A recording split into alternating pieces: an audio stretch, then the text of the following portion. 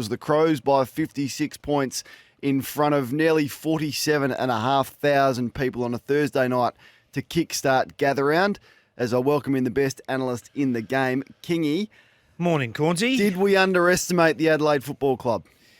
Well, you've got to see it before you can recognise it, I think. So I think we'll all look back and say it was that game. Yep. There's always a starting point for recognition with us from the outside world that this is a serious footy team going places. We spoke with Matthew Nicks pre-game last night, and I said, where are you at in terms of premierships? And are you a contender, or are you still building? He said, look, we're in the development phase. And I thought, he's lying The to lid's us. on. The lid is still on. Oh my God, it's on. And then I thought that can't be right. So you have a look at their lineup last night. It's the fourth youngest lineup for the weekend. Wow. There's 10 guys that are 50 games or less.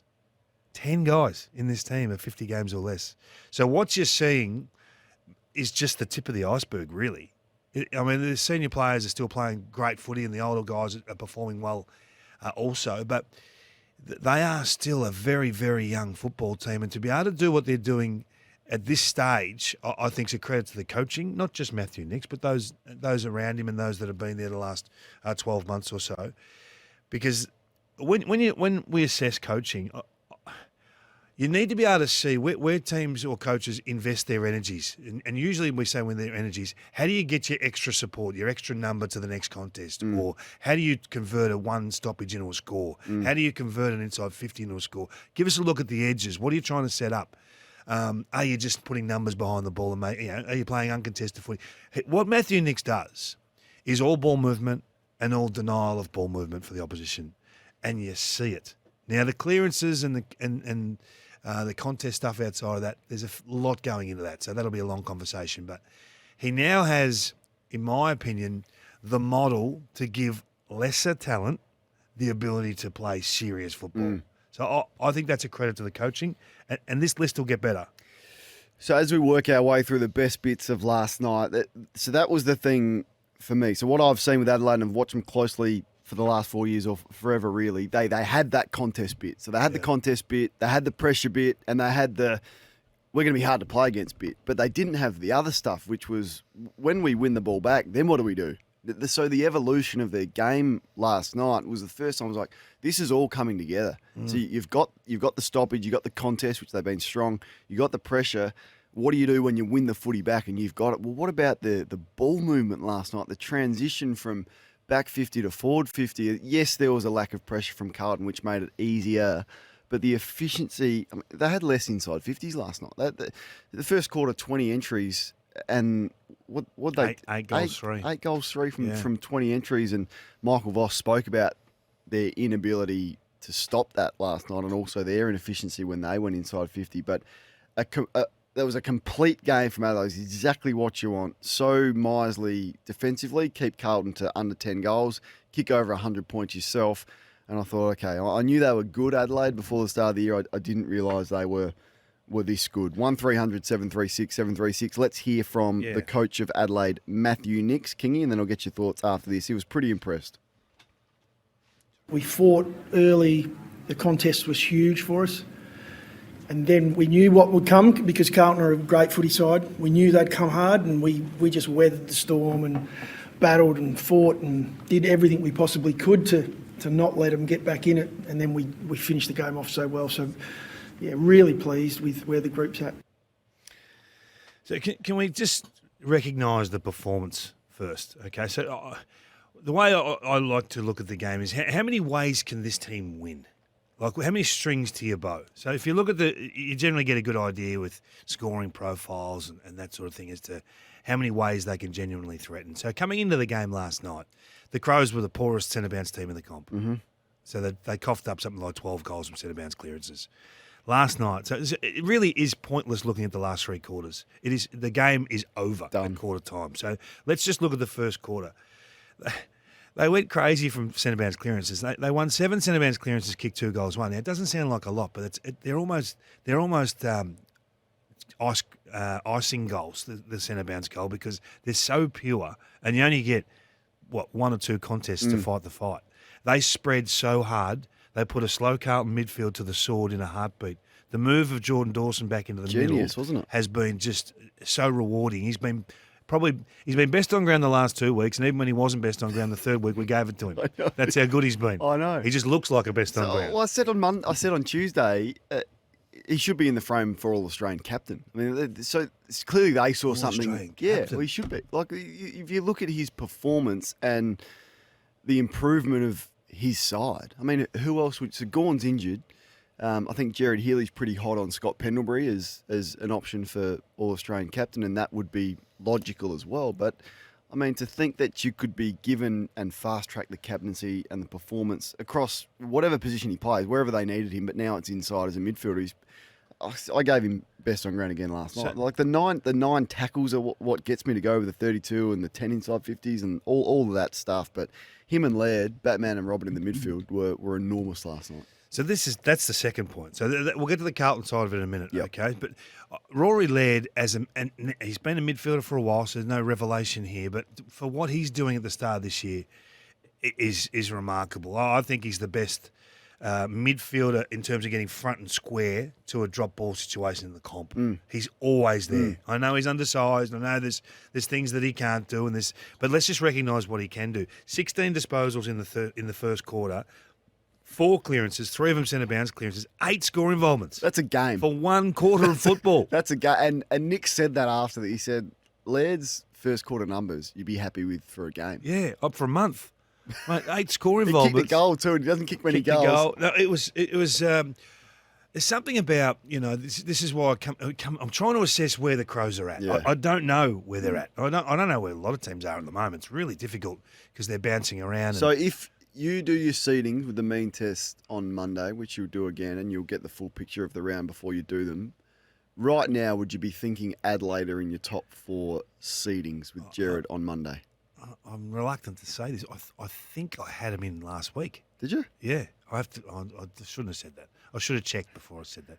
Can someone confirm? Check. It will be on social I media. know, that's why I they get would have nervous saying tweeted this it out. stuff. I Can get nervous. someone I'm a fan. confirm? I've been a fan of the Crows for a little while, and to be fair, You had them at 4th. I had them 4th. Well yeah.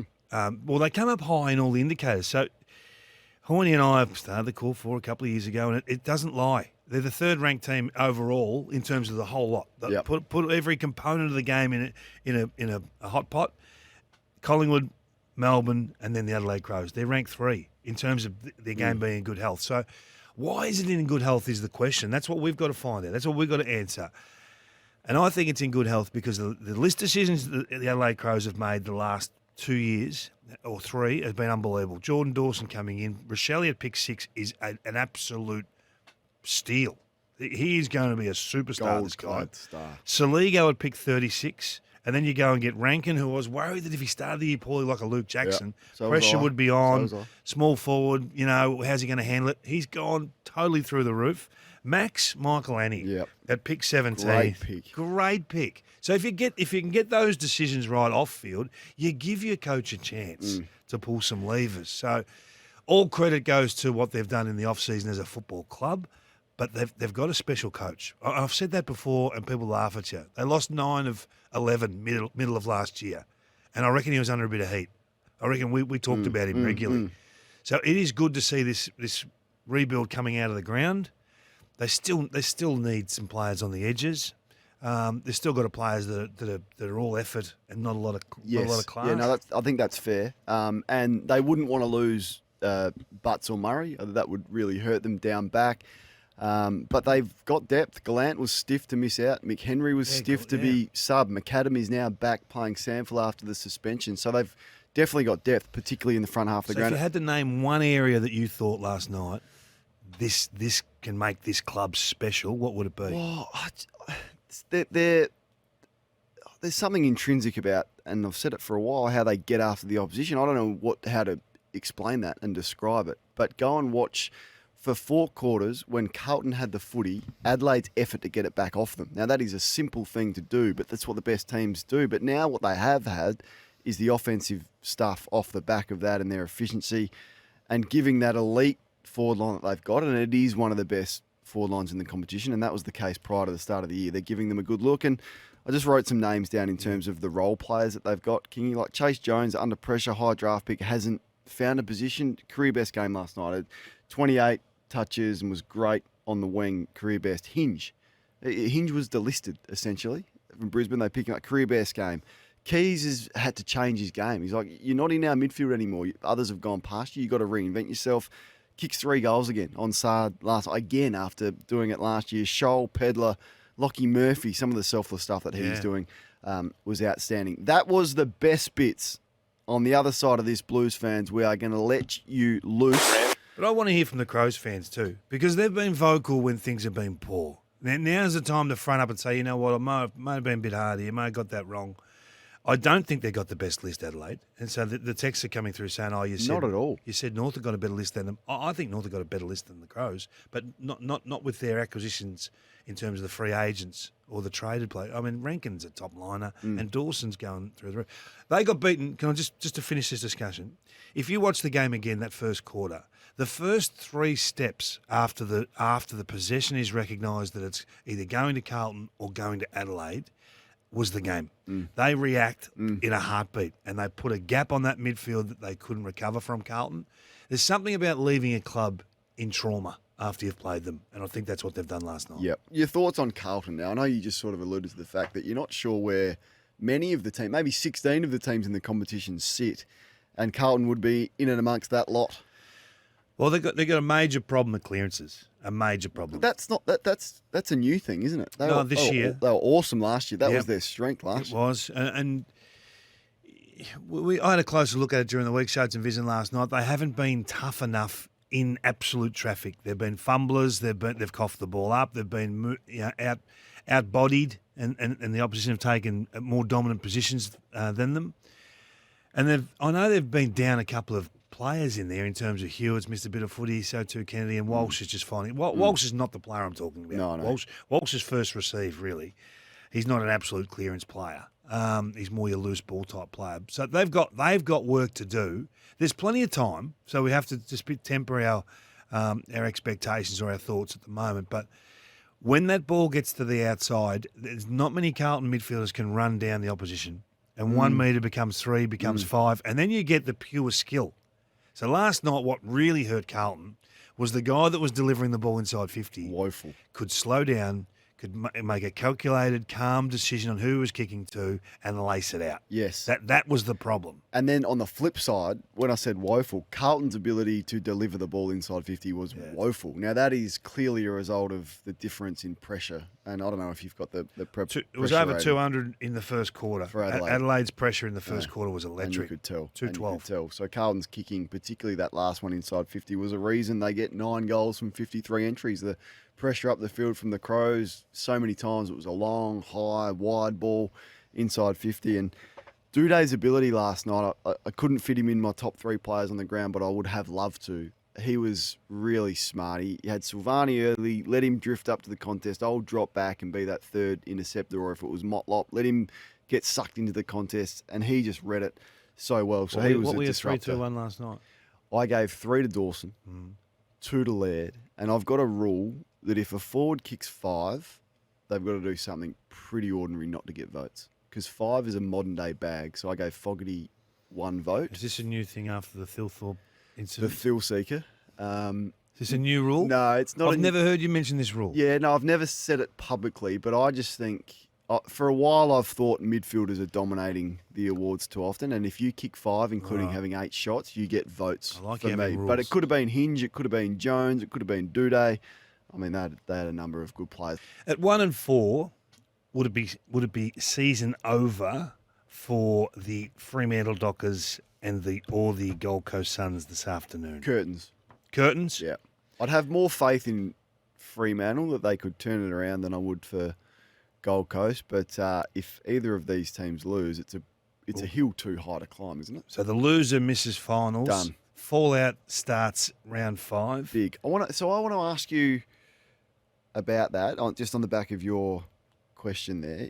You've got faith in Stewie Dew and Gold Coast. In fact, might have been Wreck-It Ralph the other day on footy, and Ralphie asked you a question about Gold Coast, and you held firm. Like, Yep. you said, I'm not ready to to write them off yet. I got great faith in Stuart Dew. What is it about Gold Coast that you are loyal to them for? Well, I see snippets, and that's the problem. We're only seeing snippets, but I think that he's got a great understanding of the game. Now, that's not a separating factor at AFL level because all of these coaches we talk about have a great understanding of the game. He's great with people, so I think he's coming from both angles. It hasn't worked on field. Now, I don't know whether that's a tactical thing. I don't know whether that's a selection issue. They probably got the team wrong at the start of the season. In round one, they were probably a fraction tall. They adjusted that. Is that too late? Can you make those sort of mistakes in your what's it, 6th year, is it? Because you've been strong on those mistakes that are made during the week. Yeah. Really hurt you. Wednesday mistakes get you sacked. They do. And I think that if you lose one game because you've picked a tall team and find yourself at 1-4, then it's on you. So I don't. He's responsible for that. So ultimately, he will survive or he won't because of those sorts of decisions. So I do see bits and pieces. I think he's lost a bit of trust with the rest of the group, outside of 5 guys that he puts in the middle all the time. So the next level of player, I need to see more exposure from. But they could easily put on a performance that gets the job done today. And then you are seeing some That's some almost growth. the problem with it, though, Yeah. isn't it? They give you a tease like they do against Geelong, and you go, okay, are they here again? But then they've done that consistently, and they did that last year as well. So they won 10 games last year, though. Like it wasn't a bad year last year, was it? So I'm sort of holding because I can see it, but again, in the end, just win, baby. Is the old Al Davis? He's gone 4, 3, 5, 7, 10. It's built quite nicely. You can't then have that massive drop off here, because in the end, it's the success rate that gets you. For an off-Broadway game on a Friday afternoon at Nord Oval, the ramifications of this Fremantle Gold Coast game are huge. So, And Fremantle are better than this. they've been the most disappointing team this year. Yeah, so I want to see, and by all reports, the way they've been playing is not the style they want to play.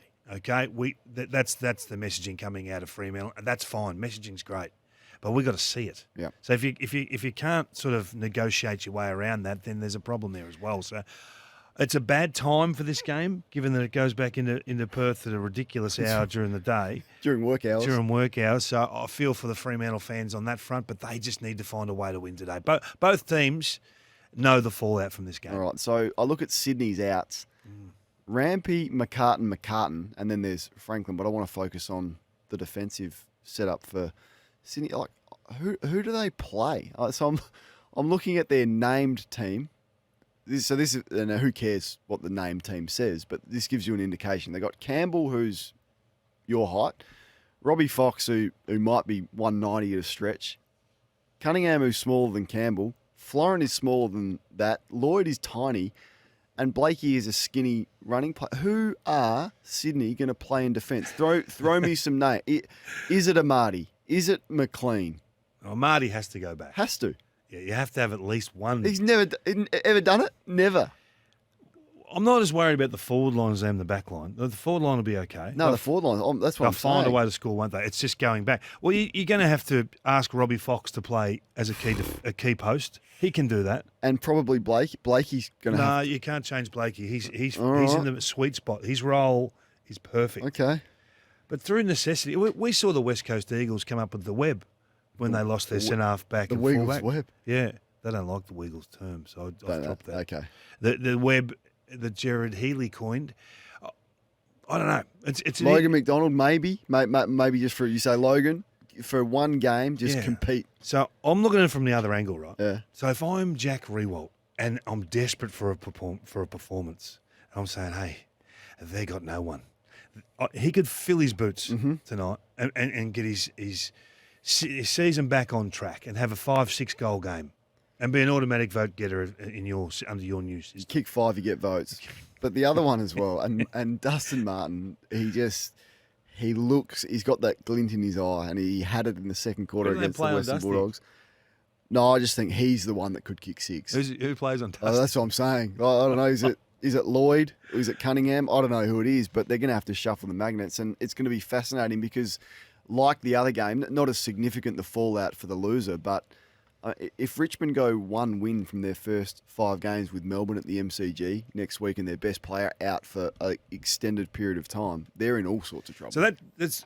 I know I had another topic queued up, but I'd just like to ask you, what's the biggest coaching problem in the game right now? Who has the biggest issues of teams that you thought were going to be good?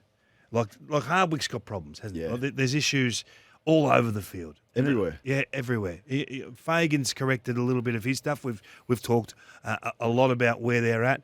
Geelong, they had the big half last. Is everything all sorted? Who knows? There? Is everything okay? The Western Bulldogs, for me, like Western Bulldogs. whilst there's a bit of wallpaper over a few cracks there, they've still conceded 7 goals in a row in the wet against Richmond, but win. So there's not all is well with them. Sydney, Port Adelaide have got issues everywhere. yeah, the mids at Sydney have underperformed. Yep. So if they allow Richmond to take the ball down to their forward line and expose that undersized back line, they'll be in trouble. There's trauma everywhere around the league. Everyone's got their own problems. Everyone's got their own warts.